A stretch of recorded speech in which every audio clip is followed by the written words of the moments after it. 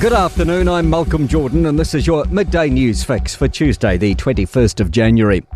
A power shift in the US, with Donald Trump officially sworn in this morning as the nation's 47th president.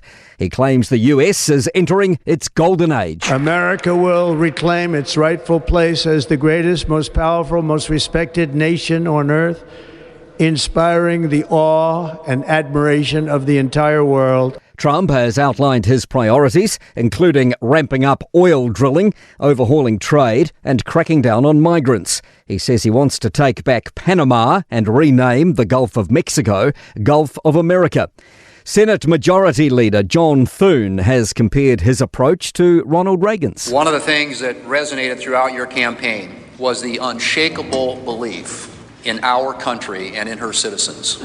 You remind us of everything that's possible in America. Meanwhile, Nelson's mayor is fact-checking Trump's inauguration speech, again wrongly claiming that Americans split the atom. Kiwi Ernest Rutherford was the first person to initiate an artificial nuclear reaction in 1917. Trump included it in his list of what makes Americans extraordinary. They crossed deserts, scaled mountains, braved untold dangers, lifted billions from poverty, harnessed electricity, split the atom. Trump made the same claim in 2020. Mayor Nick Smith says he's surprised and he'll invite the US ambassador to Nelson to visit the Lord Rutherford Memorial. Wet and wild weather is thrashing the upper North Island. A heavy rain warning and strong wind watch apply in Northland, where more than 1,500 homes have lost power and multiple roads have closed. 130 millimetres of rain was recorded overnight in Kaio, and the rivers hit a warning level. Auckland and the Coromandel also have similar warnings and watches. Met Services' Alec Holden says Tairāwhiti is in for heavy rain later today. They are expecting between 80 to 100 millimetres of rain, especially north of Gisborne City. The Prime Minister is setting a clear focus for incoming Economic Growth Minister Nicola Willis.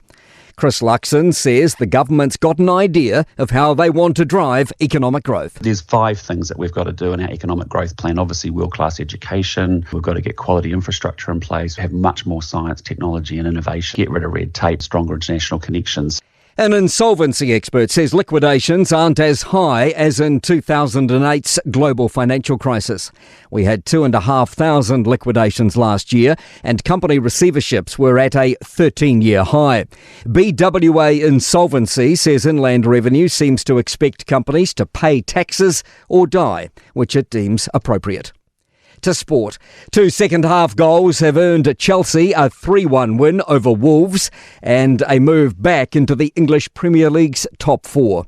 Chelsea move above Manchester City into 4th on 40 points, 10 off leaders Liverpool, who have a game in hand. Scotland's captain, Sione Tuipulotu, has been ruled out of rugby's Six Nations with a pectoral muscle injury. And world golf number 1, Scotty Scheffler, plans to delay the decision on whether he'll start his season next week as long as possible, as he deals with a Christmas dinner-related injury. I'm Malcolm Jordan. That's your latest news fix. We'll be back with the next update at 5 p.m. from the Newstalk ZB newsroom.